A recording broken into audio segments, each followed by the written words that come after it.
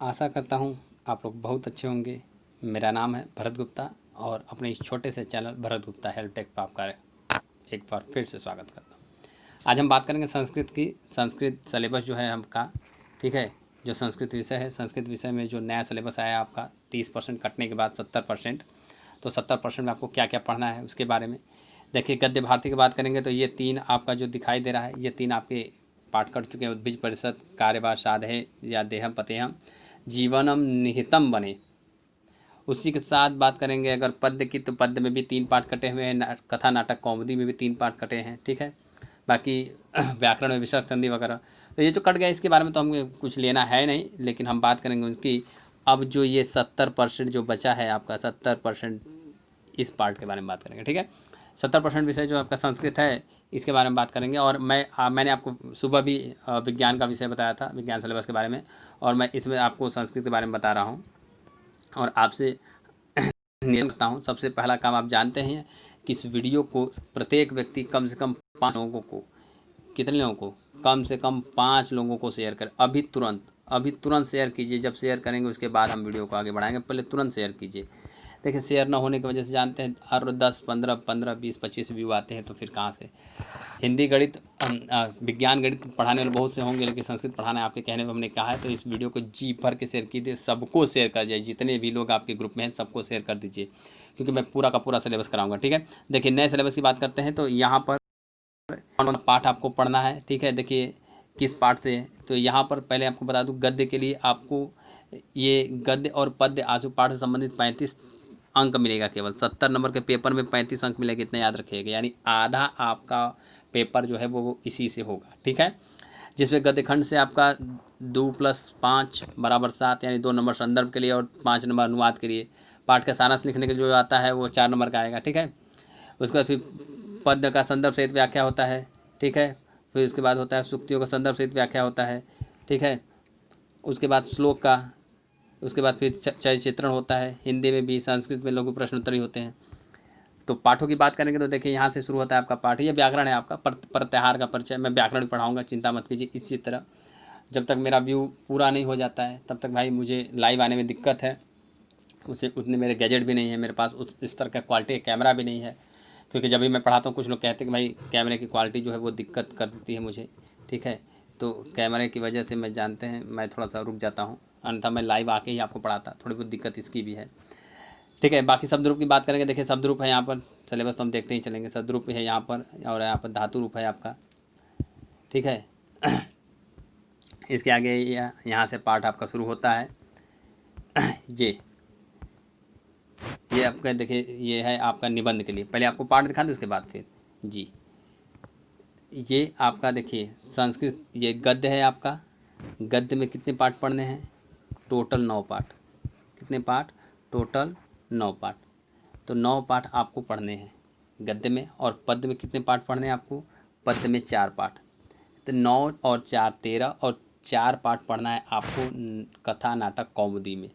यानी 4 4 8 और 9, कुल मिलाकर हो गया आपका 17। यानी आपको मुझे 17 पाठ पढ़ाने हैं, ठीक है। 17 पाठ अगर मैं सही से करूं, अगर मैं एक पाठ को 2 दिन में भी पढ़ाऊं तो 34 पाठ होता है। एक पाठ को अगर मैं 2 दिन में भी पढ़ाऊं तो 34 दिन में मैं इसे ख़त्म कर दूंगा, ठीक है। समझ रहे हैं।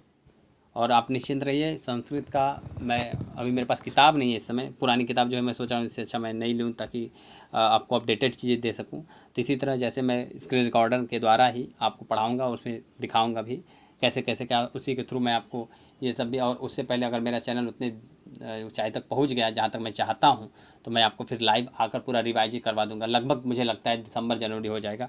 अगर आप लोगों ने साथ दिया तो ये 1 महीने में भी पूरा हो सकता है, ठीक है। तो पाठों का नाम लिख लीजिए जितने भी लोग पुरानी किताब लिए हैं। पहला पाठ है आपका कवि कुलगुरु कालिदास, ठीक है। दूसरा पाठ है आपका नैतिक मूल्यानि।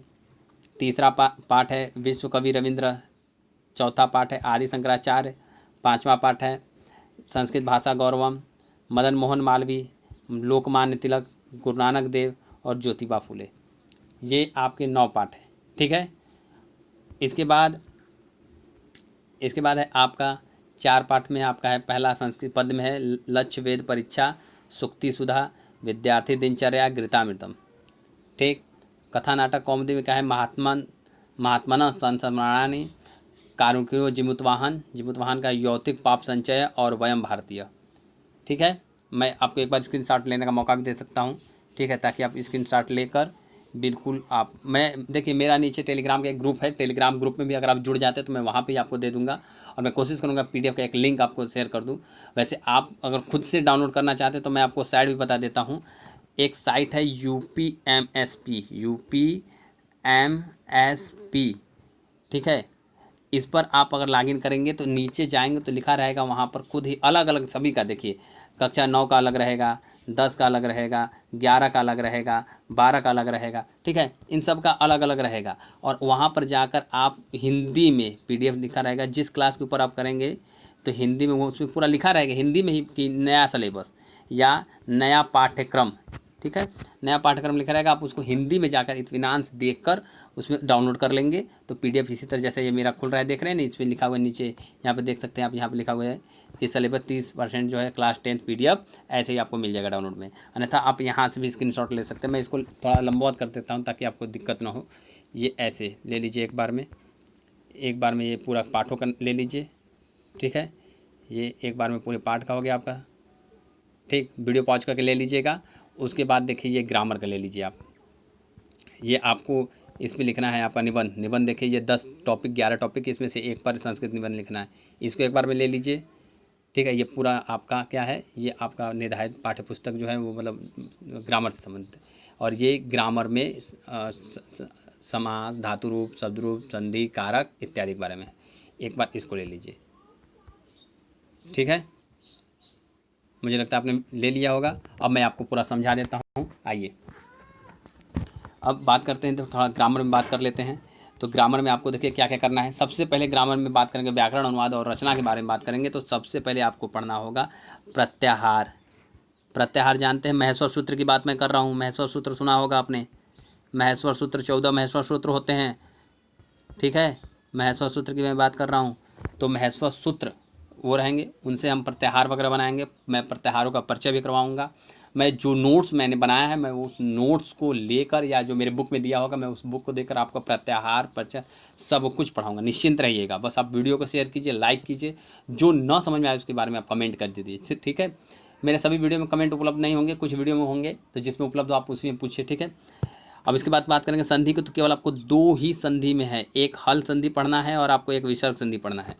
हिंदी की तरह याद मत रखिएगा, हिंदी की तरह वृद्धि संधि, दीर्घ संधि या यण संधि पढ़ना है, जी नहीं, वो तो आपको पढ़ना ही है। हिंदी में केवल एक ही सिलेबस आप जानते हैं, यण संधि, वो भी कट गया है। इसमें केवल 2 ही, एक है हल संधि में मनुस्वार, बहुत सिंपल संधि, अनुस्वार और यई परश्रवर्ण।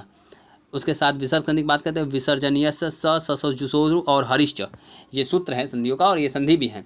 तो ये 2 संधि आपको पढ़नी है। ठीक है, इसके बाद शब्द रूप की बात करेंगे। तो शब्द रूप में देखिए, पुल्लिंग में आपको पितृ का, राजन का या गो का, मैं आपको पूरा बता देता हूँ। पितृ का याद करके जाइए, पितृ ही आएगा और कुछ नहीं आएगा। स्त्रीलिंग में नदी का याद करके जाइए, नदी के सिवा दूसरा नहीं आएगा। इसका फिर नपुंसक लिंग में वारी का, मान का, यद का, इसे पढ़ना है आपको। ठीक है, फिर धातु रूप की बात करेंगे। धातु रूप में 5 लकार आप जानते हैं, हालांकि लकार 10 होते हैं, लेकिन 10th स्टैंडर्ड तक 5 लकार का ही केवल कार्य चलता है। ठीक है, इसमें आपको लकार की बात करें तो परस पदे में आपको पढ़ना पड़ेगा, आत्मनेपदे पदे में और उभय पदे में। ठीक है, तो परस पदे में भू का, भवती भवता भवंती, भवती भवता भवत, भवामी भाव भाम इत्यादि है, या फिर भविष्यति भविष्यता भविष्यंति भविष्यसी भविष्यता भविष्यत भविष्यामी भविष्यावा भविष्यामा, ये भी आप पढ़ सकते हैं। फिर आत्मनेपदे के लिए भी पढ़ सकते हो, नी के लिए भी। ठीक है, ये भी आपका दिया हुआ है। इसके बाद बात करेंगे, तो आइए फिर बात करेंगे समास की।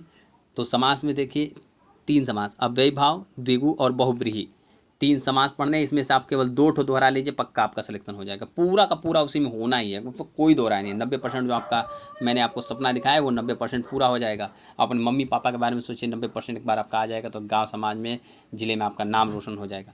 कारक की बात करेंगे तो कारक विभक्ति में निम्न सूत्र जो दिए गए हैं इनके बारे में हम बताएंगे। कर्तूरी सिप्तम कर्म, कर्मणि द्वितीया, साधकतम करणम, कर्तरी करणो स्थितिया, कर्मणा यतिम प्रभेति, ससंप्रदानम, चतुर्थी संप्रदाने, ध्रुवम संप्रदाने, अपादाने अपादाने, पंचमी आधारो अधिकरणम, सप्तमी अधिकरणे च, ये आपका क्या है, कारक का है। ठीक है, उसके बाद फिर प्रत्यय की बात करेंगे। कता प्रत्यय, कत्वा प्रत्यय, लेप प्रत्यय, तुमुन, टाप, अनियर। अनियर के जानते हैं, जैसे दर्शनीय तुमुन का होता है, कर्तुम वगैरह होता है। लेप कत्वा होता है, गमित्वा, पठित्वा, है ना, इसके बारे में कतः प्रत्यय। तो इसमें से 2 प्रत्यय आपको, ये आगे का कतः प्रत्यय, अनियर प्रत्यय, बस ये 2 ठो याद करके चले जाएंगे, काम खत्म हो जाएगा। मैं सिखाऊंगा, सब सिखाऊंगा, निश्चिंत रहिए। इसके बाद आगे बात करेंगे वाच्य परिवर्तन की। तो वाच्य परिवर्तन होगा आपका, वाच्य परिवर्तन में संस्कृत में हिंदी से, देखिए वाच्य परिवर्तन आपका संस्कृत का ही करना है पूरा का पूरा, हिंदी में भी होता है वाच्य परिवर्तन, लेकिन हिंदी नहीं संस्कृत में ही करना है, ठीक है। मतलब वाच्य परिवर्तन किसे कहते हैं मैं बता दूं, जो लोग नहीं पढ़े होंगे, हो सकता है 9th में उन्होंने क्लास वगैरह न किया हो, तो उनके लिए मैं बता दूं कि वाच्य परिवर्तन क्या होता है। कर्ता को कर्म की जगह, ठीक है, कर्ता को कर्म की जगह और कर्म को कर्ता की जगह कर दीजिए, वाच्य परिवर्तन हो जाएगा, ठीक है। ये एक सिंपल सी भाषा में बता रहा हूँ, हालांकि देखिए भाववाचक भी होता है तो वो अलग है, ठीक है। ठीक है, इसके बाद फिर रचना की बात करेंगे, ये अनुवाद की।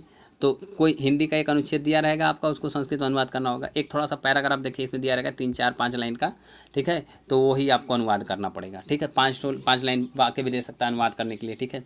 निबंध कम से कम 8 वाक्य आपको याद करने हैं, केवल 8 वाक्य। कुछ लोग देखिए पूरा का पूरा पैरा याद करके पूरा पेज चले जाते हैं, वो गलत बात है। देखिए भाई, जितना आपसे पूछा जाए, मैं कहता हूँ जैसे मान लीजिए आपको बोला है कि भैया केवल 8 लाइन याद करना है, अब 8 लाइन की जगह आप 15 लाइन लिख कर आ गए, बहुत अच्छी बात भाई आपको याद करने की। लेकिन हमें ये बताइए, जो आपने 7 लाइन ज़्यादा लिखा प्लस जो आपने 7 लाइन लिखने में समय व्यर्थ किया, अब समझिए ज़रा, क्या उसके लिए आपको एक्स्ट्रा मार्क मिलेंगे, अधिक नंबर मिलेगा? नहीं, समय भी आपका बर्बाद हुआ, और परीक्षा में समय जानते ही हैं। तो जितना बोला केवल 8 लाइन, तो बस 8 वाक्य, कम से कम 8 वाक्य, ठीक, बस 8 वाक्य। आपकी इच्छा है 9 वाक्य लिख के चले आइए, काम खत्म, ठीक है। ये रचना मतलब निबंध याद करने के लिए, निबंध के लिए यहाँ पे दिया हुआ है, निबंध के लिए मैंने नीचे दिखाया है, यहाँ पे देख लीजिए। संस्कृत निबंध आपको किस पे याद करना है, मैं कई बार आ चुका है, सदाचार परोपकार विद्या, उससे पहले था, ढक गया वो, ठीक है। आप देखना चाहते हो देख सकते हैं, विद्या इसके पहले था, यहाँ पर विद्या, सदाचार, परोपकार, सत्संगति, ठीक है, अहिंसा, प्रबोधन, राष्ट्रीय एकता, अनुशासन, राष्ट्रपिता महात्मा गांधी, संस्कृत भाषा महत्व, पर्यावरण। मेरी तरफ से आप याद करके जाइए, सदाचार, परोपकार, सत्संगति, राष्ट्रीय संस्कृत भाषा महत्व, 101% गारंटी यही है आपका, ठीक, आई बात समझ में। इसके बाद फिर आप, उसके बाद मैंने आपको पहले ही बता दिया, वाच्य परिवर्तन, समास, ये सब दिया है, निर्धारित पाठ्यक्रम जो है आपका उसके लिए है, ठीक है। ये इसमें कुछ भी अलग, मतलब आप कुल मिला जुला कर इत्मीनान से धैर्य के साथ पढ़िए, जो भी चीज़ें होंगी मैं हूँ आपके साथ, कोई दिक्कत नहीं है। आपको जो भी समझ में नहीं आता है आप सीधे मुझे नीचे कमेंट करिए, कमेंट में कमेंट करके बता दीजिए हमें कि सर हमें ये बात नहीं समझ में आई, मैं प्रत्येक कमेंट का जवाब दूंगा। मुझे उम्मीद है आपको वीडियो पसंद आया होगा। उसके बाद आप जानते हैं आपका कर्तव्य क्या है, आप मुझे एक तरह से समझ लीजिए कि आप मुझे लाइक शेयर में गुरु दक्षिणा दे रहे हैं, बस, ठीक है। चलिए आज के लिए इतना ही, जय हिंद, जय भारत।